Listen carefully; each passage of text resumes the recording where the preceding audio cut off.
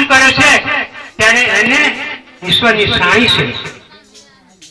એને આ આઠાની પેલા આઠે ફૂલેટ આપી દે છે. ત્યારે એમ ગણવા જાય તો ધર્મ કહીને કોઈનું ધન ઘટવાનું નથી. પંછી પાણી પીને છે ન ઘટે સરિતાની. ધર્મ કહીને ધન ઘટે નહીં સાઈ કરે રઘુવીર.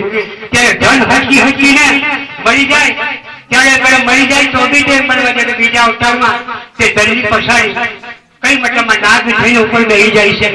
પણ હું એ ધન થોડો વાપરવાનું. ત્યારે ધન એમ બનવા જતો નથી. આ તો શરીરની અંદર એમ બનવા જતો ઉત્તમ મતલબમાં પરમાત્માનું એક દિવ્ય સ્વરૂપ ધારણ થયેલું છે અને ઈશ્વર વ્યાપક ઘટોઘટ બોલી રહ્યું છે. તમે કેમ પાછા પડો? તમે પાછા પડેનું કારણ શું? કે તમારી અંદર કામ છે, કરોડ છે, મદ છે, મોહ છે, લોભ છે, લાલચ છે. એ માયાની અંદર તમે ફસાયેલા છે કે નથી કરતા. વચ્ચે આપણે ધર્મ કહીએ કે ધન ફૂટવાનું થોડું. ચાલો આપણે પારણું બોલા ગયા.